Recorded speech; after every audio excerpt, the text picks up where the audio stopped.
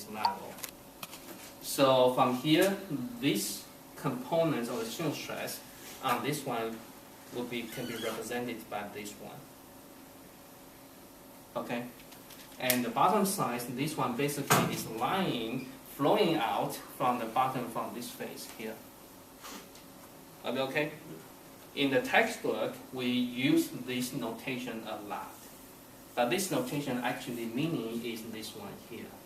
We simply use the different role to represent the same magnitude of the shear stress. So it really depends on which illustration you like to do. For example, here this is our textbook notation to express the magnitude of the shear stress. This one is this one here. This component is this component here. Okay? So those component is here. Okay?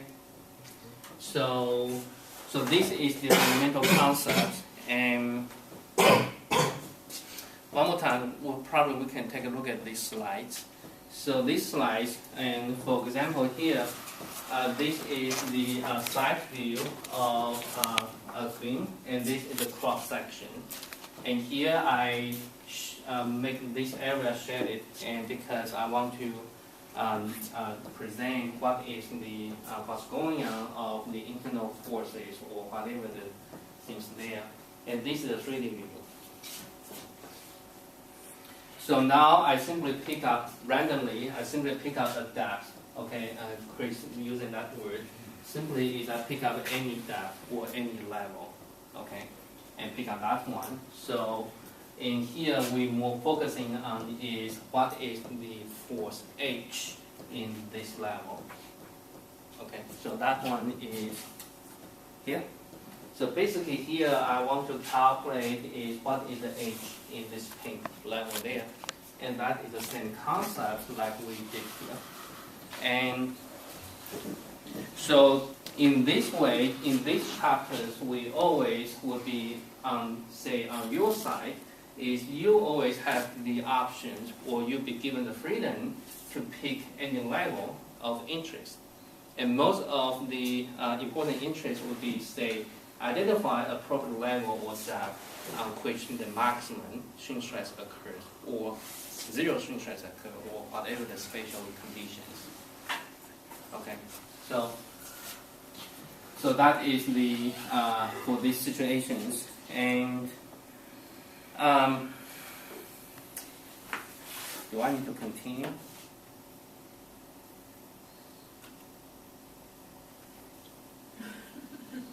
I can do it. So right now, if any question about the fundamental concept, if the concept is okay, then the next step is I'm going to do the calculation of the H. Okay, and this H will take a little bit. How to calculate H? The things is here.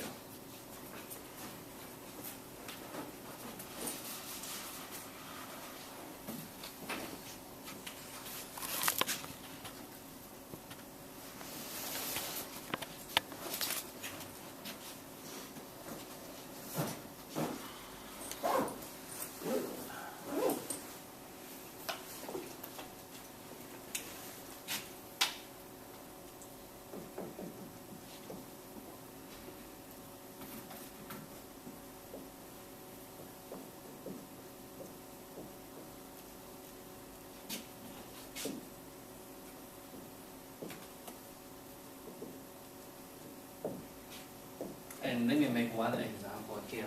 So if this is a beam, and say it's pretty easy, straightforward, is under loading at the middle here, and under simply supported. And for this case, we can see how the bending being distributed from one end to the other end. So this is transverse loading, and this is the X, this is M. So if you still remember how to draw the shear and moment diagram, the first one, this is the reaction force. We determine P over 2. The shear force diagram is like this. This is the value of the P over 2. This is the value of P over 2 minus here. The bending is like this. The maximum bending, for example, the whole length is L. So here is L over 2. L over 2. So the maximum is ML divided by 4. Okay, and do you need me to give you a review of how to make the shear and bending moment diagram? If needed, maybe we can do it quickly, but otherwise, just go ahead, okay? And for the shear and bending moment diagram, one important relation is this.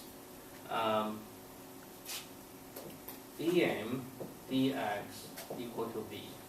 So that means this represent is a slope on the M curve, and that slope equal the value of the slope equal to the value of the v. That is the same of this one. So for example, here you can see in this portion the slope is negative, and the slope is constant equal to minus 2p here. So that is the value of this. Okay, so that's the relation. And if you would need, and let me know, I can do the quick, but not today. Okay.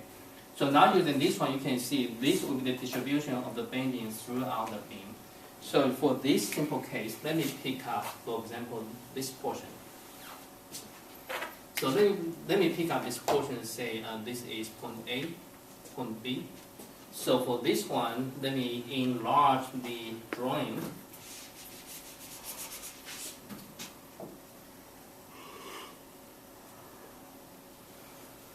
So this is point A, this is point B. I pick up here, okay?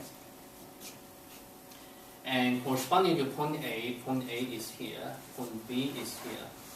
So from here you can see the bending at point A is smaller. The bending at B is larger, okay?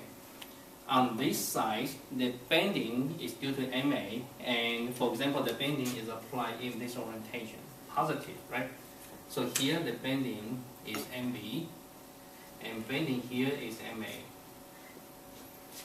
Due to the bending, we know that the normal stress is how much?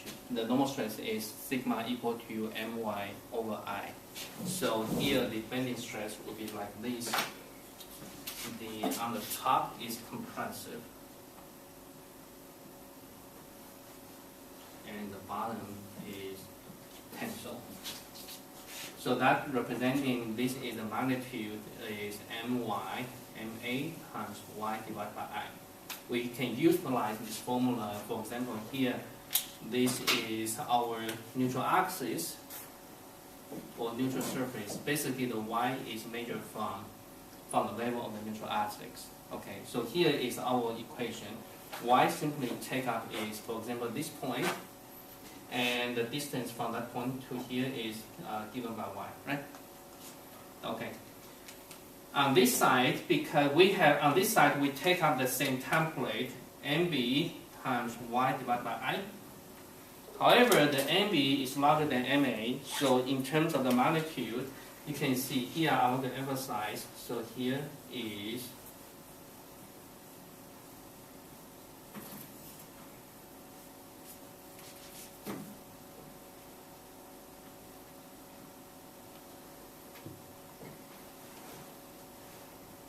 like this. So distribution of the bending stress on the two sides are different. What happened? If we simply look at this one, the net force, say for example, if I pick a level like this is a cross section here. If I pick up the level, for example, level corresponding is this one here. So now, for example, if I pick up this free body diagram, and let me redraw the free body diagram to here.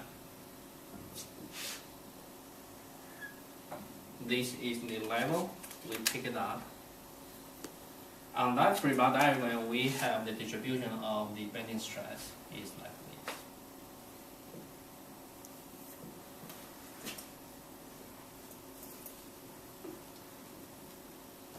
Right?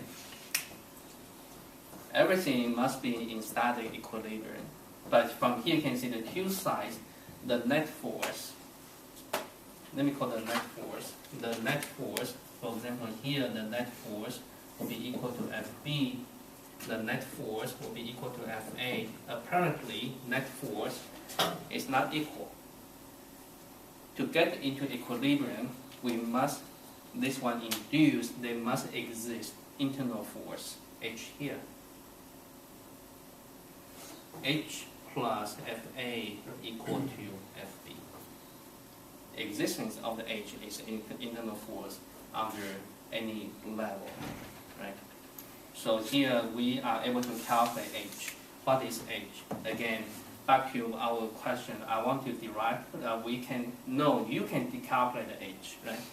So basically H simply, I give you more hint, is H equal to Fb minus Fa. What is Fa? What is Fb? One more time, Fb is the net force that induced from the shear stress, from the normal stress due to bending.